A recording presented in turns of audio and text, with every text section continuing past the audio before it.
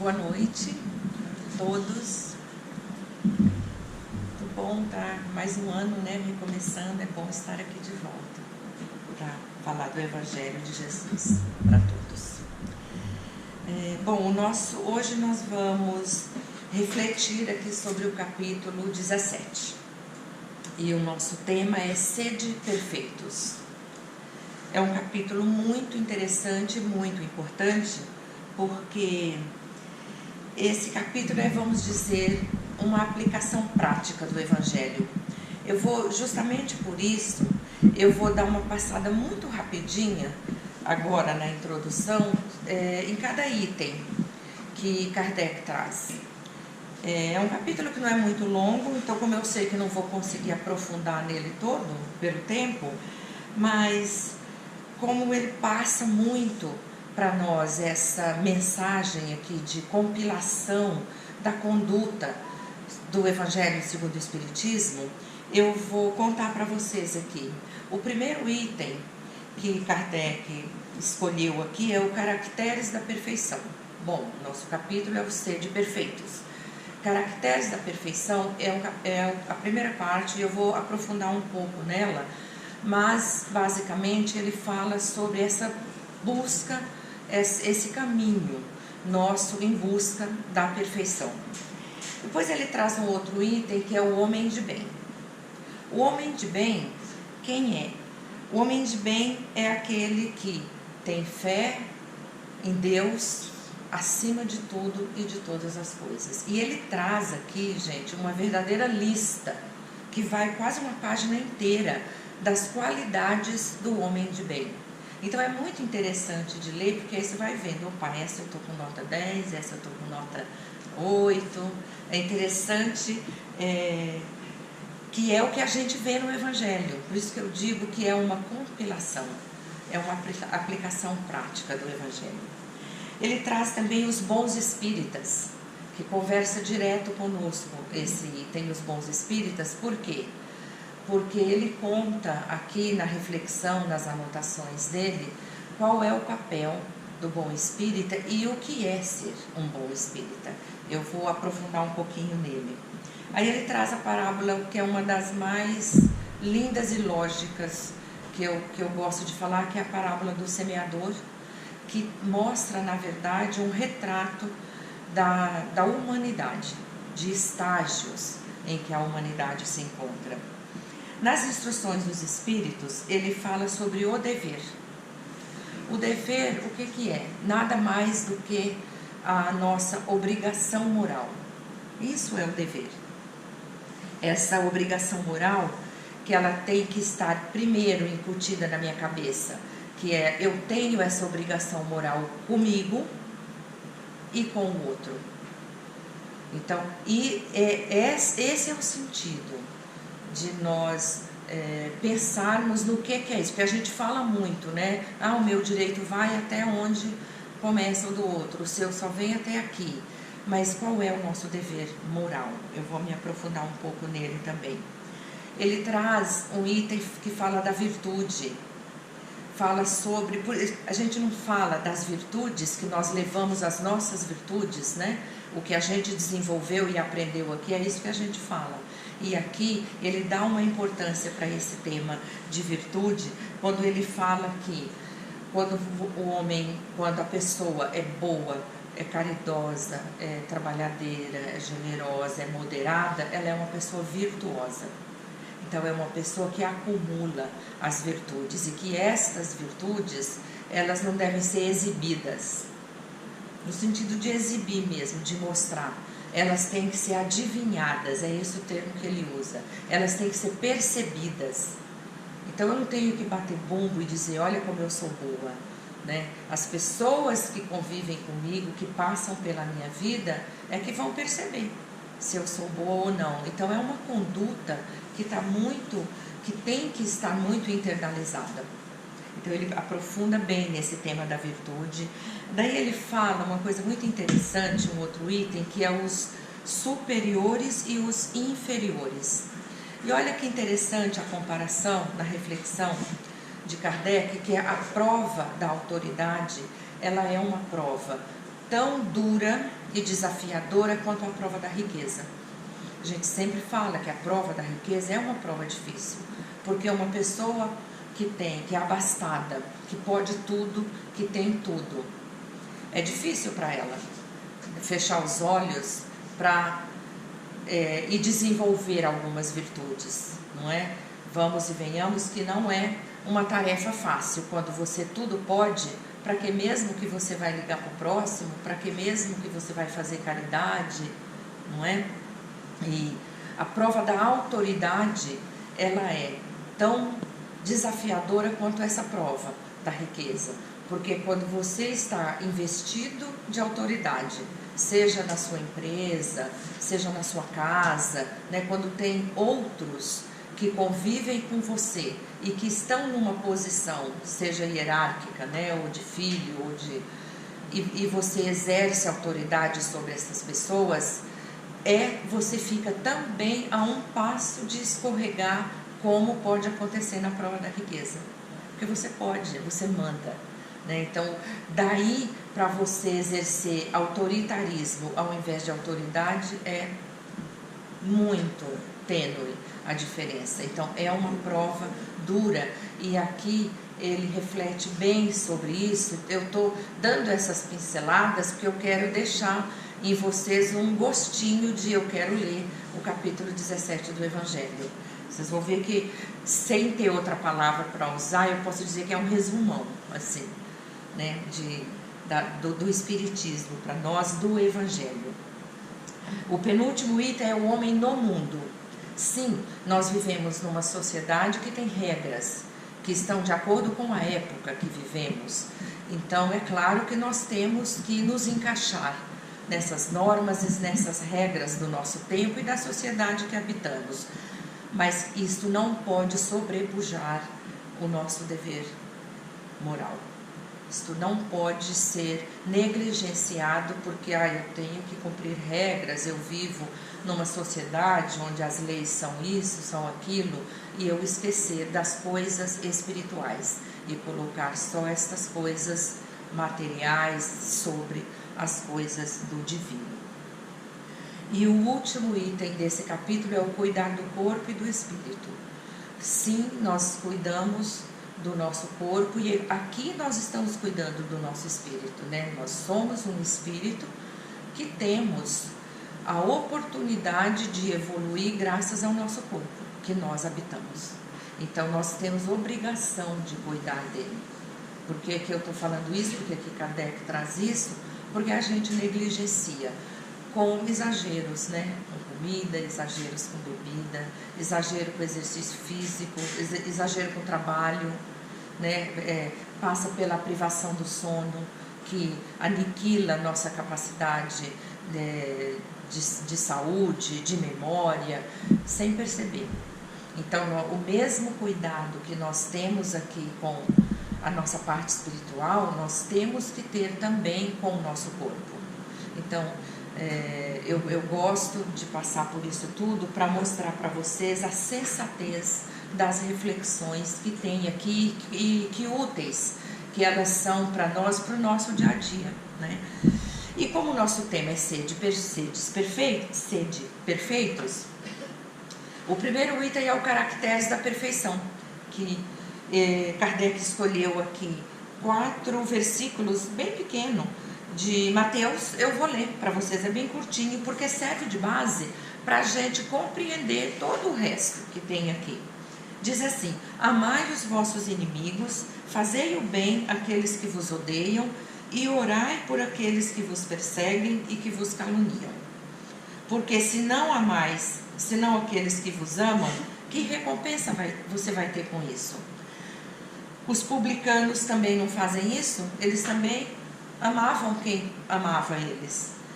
E se você não for gentil, não saudar as pessoas fora os seus irmãos, que diferença você vai ter dos pagãos? Eles também fazem isso. Então, Jesus passa esse ensinamento e termina assim: sede, pois, vós outros perfeitos, como vosso Pai Celestial é perfeito.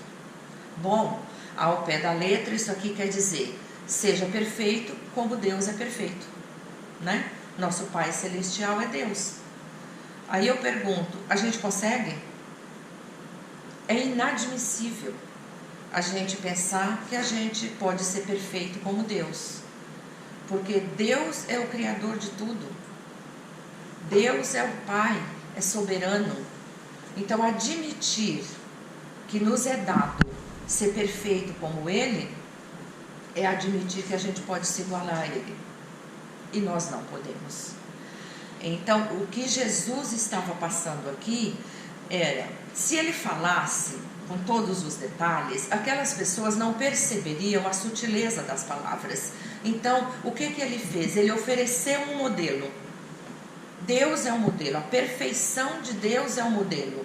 É esse modelo que vocês têm que seguir. Se esforcem para atingir a perfeição. Só que é uma perfeição relativa. Não é a perfeição de Deus, porque essa não dá. Então a gente vai pirar, porque a gente não vai conseguir. A gente já desiste, né? Então é uma perfeição relativa. E aqui vale até uma pitadinha aqui de curiosidade. Quando a gente faz o evangelho aqui ou em outro lugar, a gente estuda, né? E se aprofunda e aprende coisas também. E essa palavra perfeito, quando foi traduzida na Bíblia em grego lá no passado, né? Porque as Bíblias que nós conhecemos todas são traduzidas do grego. A palavra perfeito foi traduzida de um verbo que chama teolônio, que quer dizer busque algo que está longínquo. Olha como tem sentido a mensagem, o ensinamento de Jesus, não é? Busque algo que está longínquo. A perfeição de Deus está longe, mas a perfeição relativa a gente deve buscar, porque nós fomos feitos para isso. Então nós temos que nos esforçar para alcançar. E o que a gente está fazendo aqui hoje é parte do nosso esforço. Nós estamos aqui com a chuva que caiu em São Paulo, estamos aqui todos, bastante gente, um mês de férias, e a gente está aqui ouvindo o Evangelho de Jesus. Então a nossa jornada, a caminhada que a gente faz aqui, enquanto estamos aqui no planeta, é o nosso esforço para a gente alcançar essa perfeição. Então pensa, não dava para Jesus explicar com esse nível de detalhamento, o verbo, não é? Ele falava, né, dava os ensinamentos dele e passava sempre uma mensagem moral, né? Então a mensagem moral é, cara, tá longe, mas vai buscar, o modelo é esse aqui, ó, siga, que você vai se dar bem, né? Então, muito bem, não levaremos isso ao pé da letra. E aí, ainda aqui nessa introdução, novamente vem o ensinamento de amar os vossos inimigos. Isso aparece ao longo do Evangelho, né? O capítulo 12, há pouco tempo eu fiz aqui, coisa de umas 4, 5 semanas, era exatamente amar os vossos inimigos. E Jesus sabia que não era possível para nós amar como eu amo meu irmão, meu filho, minha irmã, eu amar um inimigo. Ele sabe que essa dimensão de amor não é possível para nós, a gente não consegue. Mas o que ele ensina é, não odeie, não amaldiçoe, não jogue praga, né? Então assim, respeite o outro, mesmo se você não conseguir amá-lo, né? Vamos entender o momento que estamos, porque vivemos aprendendo, nós estamos aqui em crescimento, então nós estamos no momento, e sermos generosos conosco nos permite esse aprendizado, de que nós não vamos conseguir amar aquele que a gente acha que nos odeia ou que a gente não gosta, mas a gente pode não odiá-lo ou amar menos ele, gostar menos, né? Que significa que a gente não odeia. Então, Jesus não esperava isso. Então, quando ele traz esses ensinamentos para nós, a gente lê aqui no Evangelho, ele está expondo toda a sua moral nesses ensinamentos, que é baseada em quê? A moral de Jesus? Na caridade. Por isso a gente diz, fora da caridade não há salvação. Toda a moral cristã, a base dela é a prática, é o exercício da caridade. E Kardec aqui, a hora que vocês lerem, vocês vão perceber que tem um momento que ele reflete e ele diz assim: todos os resultados dos vícios e dos defeitos, todos, resultam numa alteração do sentimento da caridade. Quer dizer, todo vício e todo defeito impacta diretamente na nossa capacidade de fazer a caridade, de seguir dentro desse mandamento da caridade. E os vícios e os defeitos têm como princípio o orgulho e o egoísmo, que nós devemos fugir. Vocês estão concordando comigo que aqui nesse capítulo tem uma aplicação prática do Evangelho? A gente está falando das virtudes, a gente está falando de orgulho, de egoísmo, está falando de caridade, está falando dessa busca, né, de algo que está longe, mas que nós alcançamos uma perfeição relativa. A gente não pode ser como Deus, né? Então, desses ensinamentos todos, a gente conclui o que é um homem de bem. O que é um homem de bem? Que é um dos itens que eu comentei com vocês. O homem de bem é aquele que tem fé em Deus, é aquele que tem fé no futuro, porque se ele tem fé no futuro, na vida futura, ele coloca as coisas espirituais acima das coisas materiais. E ele vive na prática das leis de Deus, principalmente de 3: a lei da justiça, a lei do amor e a lei da caridade. Este é um homem de bem. Então, se a gente quiser saber se a gente é uma pessoa de bem, Kardec dá aqui um exercício para a gente fazer. Faça para si algumas perguntas. Eu já violei essas 3 leis da justiça, do amor, da caridade? Eu tenho violado essas leis de Deus? Eu fiz todo o bem que eu poderia ter feito? Eu fiz o mal, mesmo quando estava ali na minha frente, aquela vontade de fazer, eu fiz uma oração e virei, ou eu fiz o mal? Eu negligenciei uma oportunidade, eu deixei passar uma oportunidade de ser útil para alguém? Então, vamos fazer essas perguntas para nós e obter nossas respostas. E a gente vai ao encontro da definição do que é ser um homem de bem, não é? E aí, quando a gente reflete nisso, a gente cai no item dos bons espíritas, que é um dos itens que eu escolhi para aprofundar um pouquinho aqui, apesar que a gente já está bem ali, né, no limiar. Mas o que é um bom espírita? Porque eu conheço um monte de gente que se diz espírita, né? E muitas pessoas acreditam que elas são espíritas, não pela conduta delas, mas porque elas precisam dos fenômenos, das manifestações, para elas acreditarem e para elas se dizerem espírita.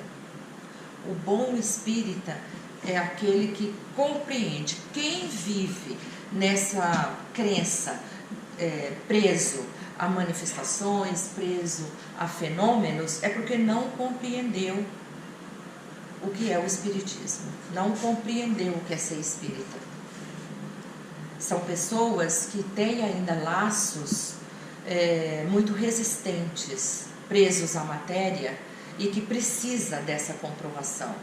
O bom espírita é aquele que tem esta conduta, a conduta da prática da caridade, aplica os ensinamentos do Evangelho, muitas vezes sem nunca sequer ter ido a um centro espírita.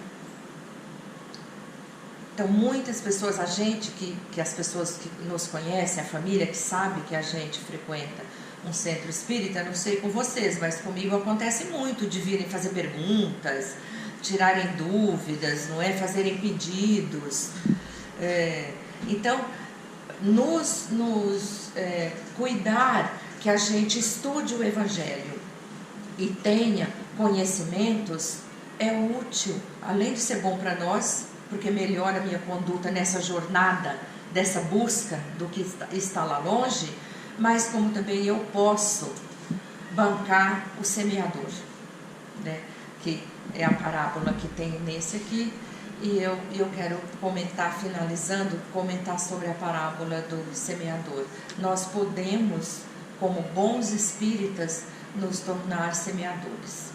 A parábola do semeador, Jesus usou, como ele sempre fazia, exemplos que fossem ali próximos daquelas pessoas. Então ele usava muito elementos da natureza, né, ali da agricultura, para que eles pelo menos ouvissem ele. E nessa parábola ele dá 4 exemplos de semeadura. Quem que era o semeador? Era Jesus. A semente que ele semeava era o quê? Os seus ensinamentos. Então ele dá 4 exemplos, e estes locais que ele cita, onde a semente caiu, a gente pode interpretar, vê se vocês concordam, a gente interpreta esses 4 locais como estágios da diversidade evolutiva, ou seja, cada um está no estágio. Então a semente, o ensinamento de Jesus vai cair de um jeito para um e de um jeito para outro. A primeira semente que ele semeou caiu na beirada do caminho. Os pássaros vieram e comeram.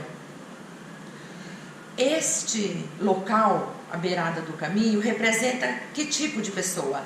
As pessoas indiferentes, aquelas refratárias, aquelas que não adianta você falar de Deus, você falar de Jesus, não entra para elas. Elas não estão interessadas. Tem gente assim, não tem? A segunda semeadura, a semente caiu num terreno pedregoso, terreno cheio de pedras. Estas pedras representam o quê? Nossas crenças, aquelas ideias que a gente tem endurecidas ali, cristalizadas na nossa cabeça, e que nada quebra essas pedras. Mas pessoas que estão representadas por este local, estão um pouco melhor que as anteriores, porque pelo menos a semente, ela germinou. Ele jogou a semente no terreno pedregoso, a semente germinou, ele conta na parábola, só que o sol veio e queimou a plantinha. O que significa isso? Não tinha raízes, não tinha nutrientes ali, não tinha vontade de mudar. Então a palavra veio, entrou, a pessoa compreendeu, se sentiu leve, abençoada. Quando saiu da porta para fora, aquele efeito já passou. A vontade de mudar não era forte o suficiente. Foi o sol que queimou essa semente. A terceira semeadura, a semente caiu num terreno espinhoso, cheio de espinhos. E é lógico, os espinhos sufocaram a plantinha e ela não cresceu. Esses espinhos são o quê? São os vícios, são o orgulho, são o egoísmo, são os nossos defeitos, são as nossas imperfeições, intolerâncias, não é? Então, por isso que nós temos que praticar, nos tornarmos pessoas virtuosas para irmos eliminando esses empecilhos que vai impedir essa semente de crescer. Isto sufoca, porque a gente vem, escuta, a gente lê, a gente aprende, mas quando a gente sai, primeiro trupicão que a gente leva, já vem, né, aquele vício de xingar, de nos conectar com outras, né, outras energias, e já foi por água abaixo o que a gente aprendeu. E por fim, a semente cai numa terra boa, numa terra com água abundante, numa terra com nutrientes, e essa semente floresce, se torna uma árvore. Então ele finaliza dizendo que de 100, se de 100, 60 frutificarem, maravilhoso, mas pode ser que 30 só cresça e vire uma árvore, não importa quantos. Então percebem como são estágios evolutivos. Uns estão naquele primeiro estágio que não querem ouvir, outros estão no estágio das pedras duras, nas crenças que estão ali impregnadas, mas estão procurando. a palavra de Deus, só que não tem a vontade suficiente para quebrar as pedras. Outros de nós, da humanidade, estão na fase dos espinhos, que embora queira, né, escutar, embora queira aprender, mas ainda tem vícios que impedem de levar uma vida mais prática dentro do Evangelho. Olha, eu gostaria de ficar falando mais, mas eu sei que não dá, porque a música já está tocando aqui há 5 minutos. Essa é a minha reflexão aqui à luz desse capítulo. Deixo aí à vontade em vocês, espero de vocês lerem, porque realmente a gente olha e fala, rapaz, isso aqui é um guia, ó, Kardec fez um favor aqui para nós, né? Então eu peço a todos que nessa atmosfera que a gente está aqui tranquilo, que a gente envolva a nossa irmã Nália, que vai receber a mensagem da noite, e vamos dar as boas-vindas para o irmão. Seja bem-vindo.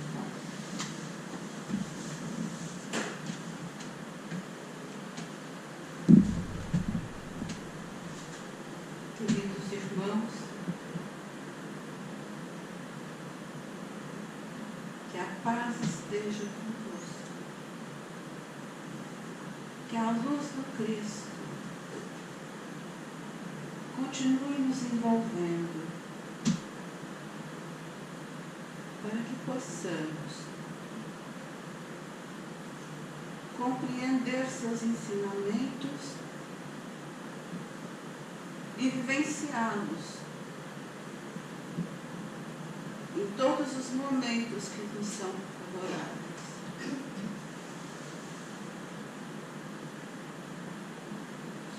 A perfeição, como disse a palestrante, é uma perfeição relativa. Mas nós podemos trabalhar em busca de nossa melhoria. E assim nós vamos seguindo. Porque quanto mais nos esforçamos para melhorar, o nosso progresso também vai acontecendo. Se estamos aqui nesse planeta Terra,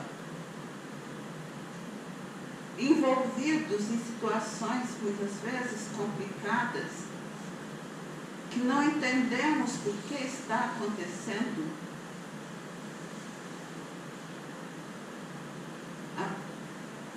é aí que está a solução. Procurarmos entender o porquê de tudo isso acontece. Quando apontamos o dedo em direção a um irmão que julgamos estar errado, nós nos tornamos juízes de situações que não conhecemos, não entendemos, e muitas vezes já cometemos erros maiores. Sede perfeitos, começando, compreendendo o sentido da vida. Por que estamos encarnados? Por que estamos desencarnados?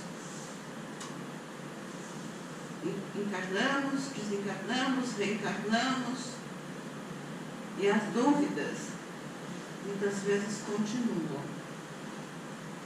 Não podemos, queridos irmãos, deixar para a próxima encarnação o que podemos realizar na atual, porque não sabemos se teremos a oportunidade de voltarmos e conseguirmos nos depararmos com todas as situações que deparamos em encarnações anteriores e deixamos para a próxima. Sedes perfeitos na busca dessa perfeição relativa. Sede perfeitos na busca do amor verdadeiro, do respeito ao próximo. Sedes perfeitos na escolha das opções que são oferecidas no dia a dia. Sedes perfeitos no carinho, no amor, na fraternidade, na responsabilidade. Sedes perfeitos na caridade com o próximo. Queridos irmãos, caridade não é só entregar uma moedinha para aquele que está ali se arrastando, pedindo. Entrega aquela moeda e continua a caminhada sem nem olhar para aquele que pediu.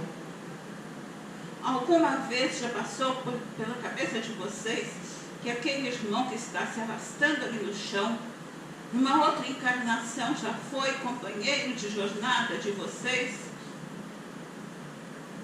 Nós não sabemos. É por não sabermos mesmo que estamos tendo a oportunidade de sermos melhores.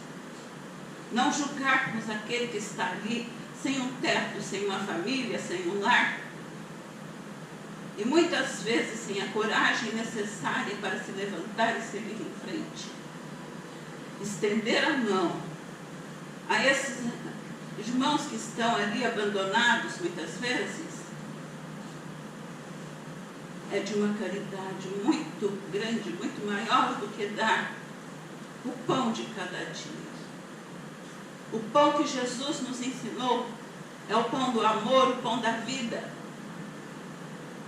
Queremos ser perfeitos? Vamos aprendendo a respeitar as leis divinas.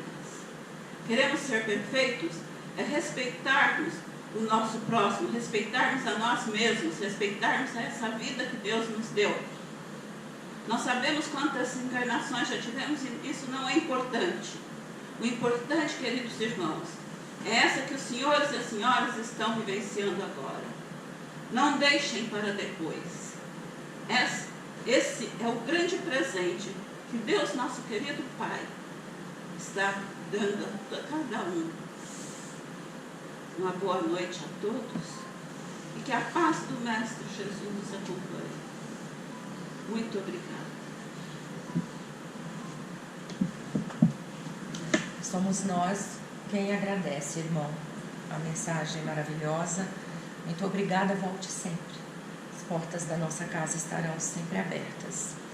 Então, nesse clima que estamos, vamos nos manter e agradecer, em primeiríssimo lugar, a Deus Pai Todo-Poderoso, por tudo que recebemos, pela oportunidade que tivemos de receber uma mensagem tão linda, de refletir sobre nós, sobre as oportunidades que temos. Então, muito gratos nós estamos. Vamos pedir à espiritualidade que atue com todo amor aos lares que estão passando por alguma desarmonia, por alguma necessidade. Vamos vibrar pelos jovens, pelos idosos, pelas crianças, por todas as formas de religião. E vamos vibrar também pela paz, que ela seja estabelecida em cada canto do nosso planeta. Vamos vibrar por nosso planeta e todas as formas de vida, todas, sem exceção, são filhas de Deus, são nossos irmãos, mesmo que seja numa escala inferior da que estamos hoje. Então, assim, muito agradecidos, agradecendo nossos mentores por terem nos trazido até aqui, agradecendo a Deus por tudo que temos recebido, pela nossa saúde, pela nossa família, pela nossa vida. Nós vamos manter os olhos fechados, receber do alto agora, sentir mãos sobre nossas cabeças, nos transmitindo a luz e o amor através do passe espiritual.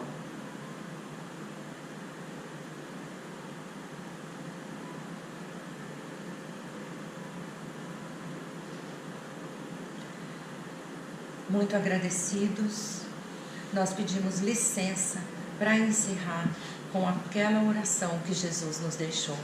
Pai nosso que estais no céu, santificado seja o vosso nome, venha a nós o vosso reino, seja feita a vossa vontade, assim na terra como no céu. O pão nosso de cada dia nos dai hoje, perdoa nossas ofensas como devemos sempre perdoar a quem nos tem ofendido. E não nos deixeis cair em tentação, mas livra-nos, Senhor, de todo mal. Graças a Deus.